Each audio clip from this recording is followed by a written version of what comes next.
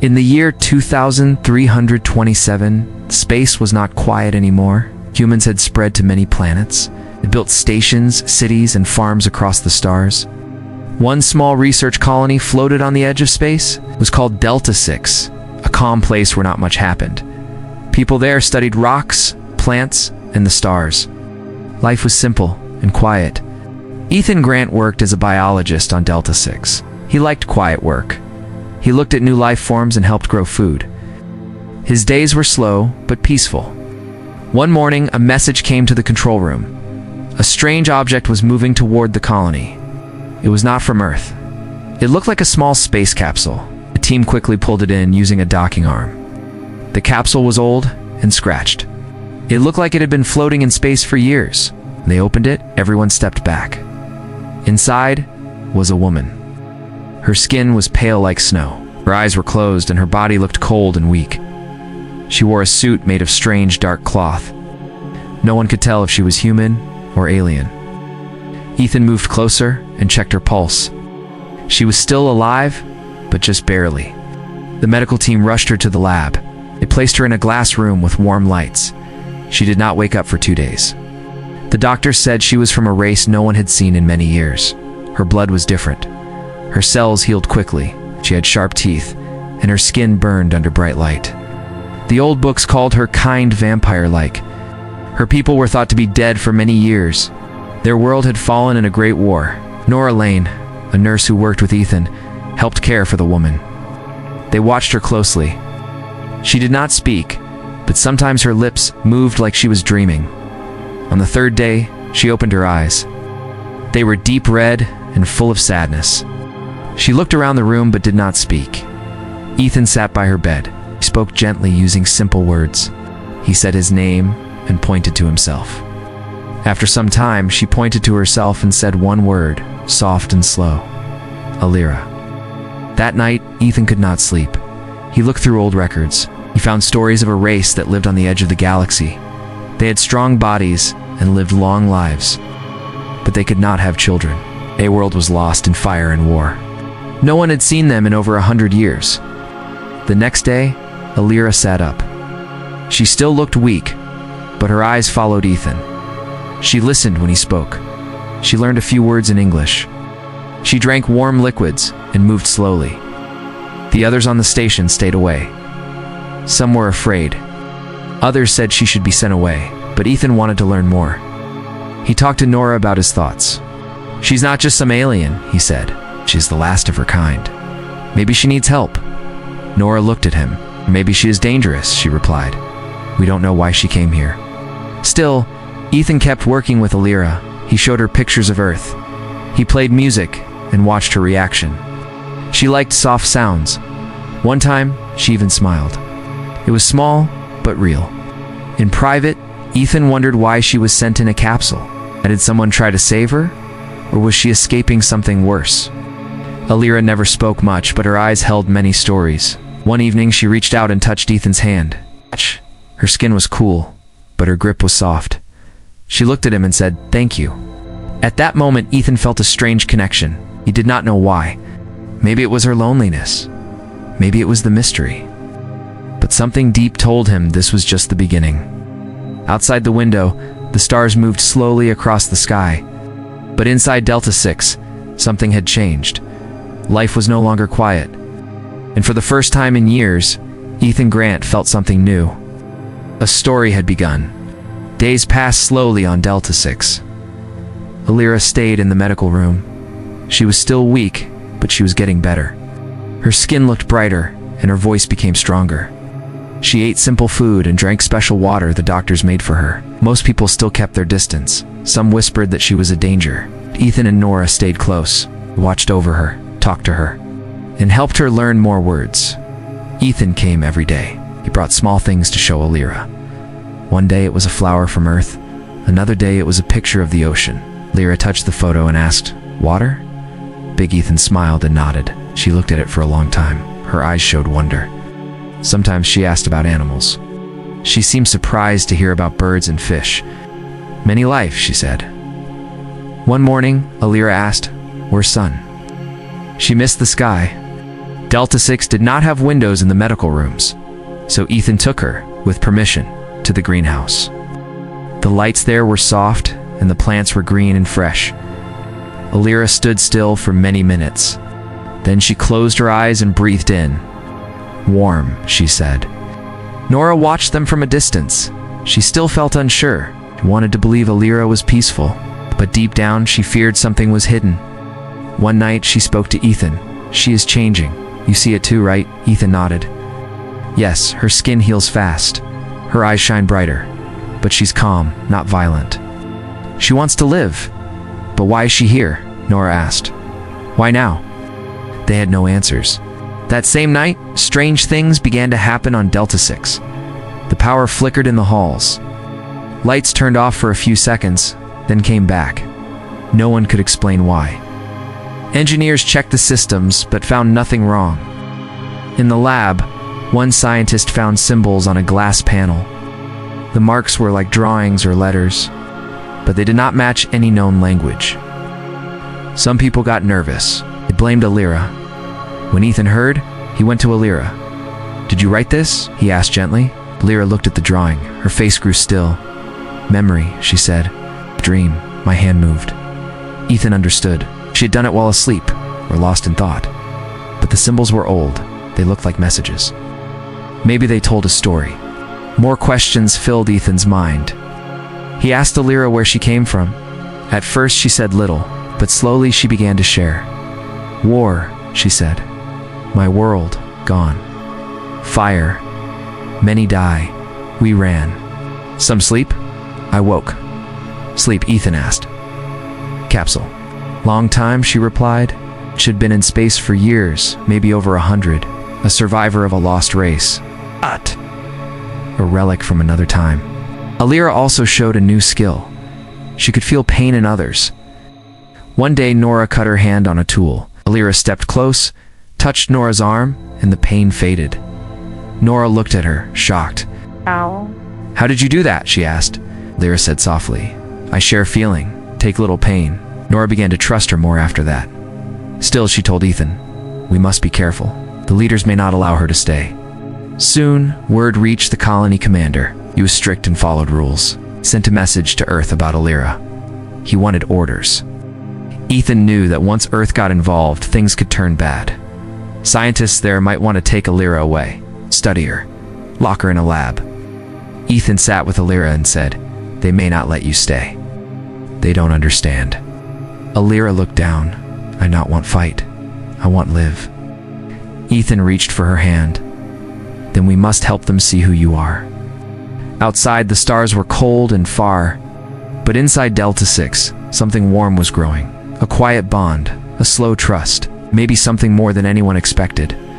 But the power flickers grew worse, and the symbols appeared again. Deep inside the ship, a door opened that had been locked for years. Someone, or something, was waking up. The lights kept flickering on Delta 6. Strange sounds came from deep inside the colony. The engineers checked everything again, but found nothing broken. Some said it was just old wires. Others began to worry. A few even said it was a sign. Something was waking up. Alira stayed in the greenhouse during the day. She liked the plants and the soft light. She talked more now, and her words were easier to understand. She asked about Earth, about people, and about life in the stars, but she also started asking strange questions. "Do stars have memory?" she said once. Ethan did not know how to answer. One night, Ethan heard a noise outside his room. He followed the sound through the hallway. It led him to the lab. Inside, he found Alira standing in front of a screen. Her eyes glowed faint red. On the screen were new symbols. Ethan looked at them, confused. "Alira, what is this?" he asked. She spoke slowly. "It is a door, in the deep. I feel it, calling." Ethan looked at the symbols. They looked like a map, a path leading somewhere, maybe inside the colony. Ow. The next morning, Ethan talked to Nora. She did not like what she heard. "We don't know what's down there," she said. "If it's locked, maybe it should stay that way." Ethan agreed, but his heart told him to follow. He felt Alira's words were not a threat, but a warning. Later. That day, Ethan and Alira walked together through the lower halls. They passed old storage rooms and empty labs. At last, they came to a metal door. It was thick and covered in dust. A red light blinked above it. The door had no handle, only a screen. Alira touched the screen. Her fingers moved quickly, drawing shapes. The screen blinked green, and the door opened.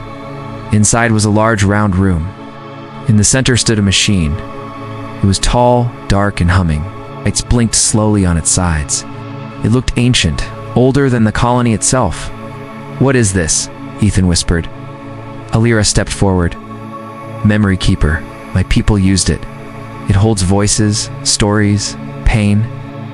As she moved closer, the machine began to glow. A soft voice filled the room.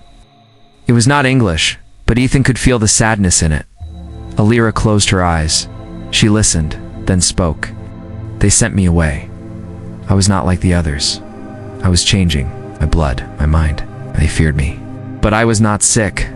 I was the next." Ethan watched her. He saw her pain. She was not just a survivor. She was something new. "I was made to carry life," Alira said. "But my people forgot. They chose war. They lost everything." Ethan stood beside her. "What do you carry now?" She looked at him, eyes shining. "Hope, maybe more." That night, Nora came to Ethan. "The commander sent another message to Earth. A ship is coming. They want to take her." Ethan felt cold. "Can't let that happen. They'll lock her away." Nora looked torn. "If we hide her, we break the rules. If we don't, they take her." Ethan nodded. "Then we break the rules." Later, Alira sat in the greenhouse again. She placed her hand on her stomach and smiled faintly. Ethan saw it. "Are you all right?" he asked. She nodded. "New life. I feel it." Ethan stared at her. "That's not possible." "Your people couldn't, but I can," she said. "I changed. You helped." Ethan's heart beat fast. He understood now. Alira was not just surviving. She was beginning something new. But time was running out. The ship from Earth would arrive in days. When it came, they would not ask questions. They would take. Ethan and Nora began to make a plan. They had to protect Alira and whatever she carried inside her. The stars outside burned quiet and cold. But deep inside Delta 6, something warm was growing. A life once thought impossible. And it had already begun. The small shuttle moved quietly through space. Its lights blinked as it passed broken rocks and cold stars. Inside, Ethan sat at the front, steering the ship. Nora checked the system controls. Alira sat near the window. Her hand rested gently on her stomach. No one spoke for a while. The silence was calm, but heavy. Then Ethan asked, "How far is the moon?" Alira looked at the map. "Not far, a day's flight. Safe place. My people built it long ago. Hidden." Nora asked, "Will your twin be safe in the pod?" "Yes," Alira said. "She sleeps deep. We'll wake when ready." As the hours passed, Ethan noticed something. Alira was tired more often. She moved slower and held her side sometimes. When he asked if she was okay, she only smiled and said, "Changing." Later, while Nora watched the stars, Alira sat next to Ethan and took his hand. Her voice was quiet. "I carry life." Ethan turned to her. "You mean a child?" She nodded. "Yes, it grows inside. My body never made life before. I thought it was not possible, but your touch changed me, your care." Ethan felt his heart beat faster. He had not expected this, did not understand how, but it felt real. "How long have you known?" "Since Delta 6. I felt the spark, small, but strong. Now it grows." Nora heard their voices and turned. She saw the way Alira held her stomach. She walked over slowly. "Are you really pregnant?" Alira nodded. "Yes." Nora sat down. She was quiet for a moment. Then she said, "This changes everything. You are not the last. A new life is coming." Ethan looked at them both. "We must protect her. And the child. They must not be taken." When they reached the hidden moon, the ship landed near a cliff. The ground was dark, but the sky above was full of stars. Alira walked to an old metal door in the rocks. She placed her hand on it. The door opened with a slow sound. Inside was a small base. Dust covered the floor, but the air was clean. This place was made for healing, Alira said. For those who needed peace. They brought the sleeping twin inside. They placed her pod in a soft room filled with blue light. Alira sat near her and whispered words in her old language. In the next days, Ethan and Nora cleaned the base and fixed broken systems. They made beds and cooked simple meals. Alira grew weaker each day, but her eyes were calm. Her hands rested often on her stomach. She listened to the heartbeat of her child with a small smile. One evening, Alira called Ethan and Nora. It is close. The child comes soon. I feel it. Nora nodded. We are here. We will help. That night, the stars above the moon were bright and clear. Inside the base, Alira gave birth. Her cries were soft, her strength deep. Ethan held her hand. Nora helped bring the child into the world. When it was over, Alira held a small girl in her arms. The baby's skin was warm, her eyes dark. She cried once, then looked at her mother. Ethan sat beside them. She's perfect. Alira looked at him. She is hope. They named the child Mira. Nora recorded everything. She wanted the truth saved. This was no weapon. This was life. New, rare, and full of light. But peace did not last long. A message came through the base's old radio. A ship from Earth was near. They had followed the shuttle's path. Ethan stood up. They're coming. We don't have much time, Nora said. We must send a message. Show them the truth. The child, Alira, the story. Alira stepped forward. I will speak. They must see, must know I bring life, not fear. They worked together to build a small beacon. It showed images of Mira, of Alira's care, of the peaceful base. They sent it to the incoming ship. Now they waited. The future of Mira and her mother rested in the hands of those who watched from far away. But for now, on the quiet moon, new life had begun. A story the stars had not seen in 1,000 years was now alive again. The sky above the moon stayed quiet, but the message had been sent. The beacon shone bright, showing the baby, the calm base, and Alira's peaceful voice. It was a message of hope, a message of truth. The ship from Earth stopped just outside the moon's range. No weapons fired, no threats came, only silence. Then a message arrived. A voice, firm but not angry, asked to speak to Ethan. Ethan stepped forward and answered, This is Ethan Grant. We are safe. The child is healthy. Her name is Mira, the voice asked. Is the alien woman well? Ethan said yes. Her name is Alira. She is not a danger. She is a mother now. There was a pause, then the voice said, We received your message. It will be reviewed. Do not leave the base. We will contact you soon. Days passed. Alira rested with her baby. Mira drank warm milk and slept quietly. She had small hands and deep eyes. When she opened them, she looked at the world like she had already seen it before. Nora watched her often. She smiled more now. She's different, but in a good way, she said. She's calm, strong. Ethan sat beside Alira. They haven't said much, but maybe they understand. Maybe they won't take you. Alira looked at him. They feared the unknown. But fear can change. On the third day, the ship from Earth sent another message. They asked to visit the base, a small team. No weapons, just scientists and a doctor. Alira agreed. Let them see. Let them learn.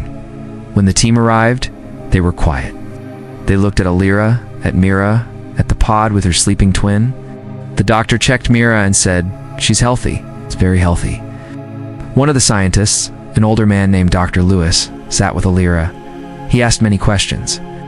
She answered each one with simple words. She spoke of her past, of her people, of the war that broke her world. She spoke of her dreams and her wish to live in peace. Dr. Lewis looked at Mira. His child is a bridge. She is not fully human, not fully alien, but she is alive, and that matters. Nora nodded. Yes, that's what we've been saying. The team stayed for one day. Before they left, Dr. Lewis gave Ethan a tablet. We will report what we saw. Final choice will be made by the council. But I believe they will see the truth. When the team left, silence returned. It felt lighter now. Alira sat outside the base with Ethan. Mira slept in her arms. Ethan said, Do you think they'll let us stay here? Alira looked at the stars. Maybe not. What matters is that Mira lives. She is the future. Weeks passed. The base grew stronger. Plants started to grow again in the garden. The air systems worked better. The lights stayed on. One morning, the radio came alive. Message from Earth. The voice was calm. After a review, the council has decided Lyra and her child may remain on the moon, will not be taken. A small team will support the base with supplies and research. This is not the end. It is the beginning. Ethan smiled. Nora let out a deep breath. Lyra closed her eyes and whispered, "Thank you." The support team arrived days later. They brought food, medicine, books, and tools. They did not bring fear. They brought help. Over time, more people came. Scientists, builders, teachers. They wanted to learn from Lyra, but also to live with her. Myra grew fast. She walked before 1 year. She spoke in 2 languages. Her mind was quick, her heart gentle. Sleeping twins still in the pod began to stir. Lyra watched her each day, waiting. One evening, Mira pointed at the stars and said, "Home." Ethan looked at her. "Is this your home?" Mira nodded. "Yes, and there's 2. On that quiet moon, a new home had been made. Not for war, not for study, but for life. Human and alien together. And so, the alien vampire returned with life. Not just in her arms, but in her heart, and in the hearts of all who chose to believe in something new. A future born from courage, care, and the will to begin again.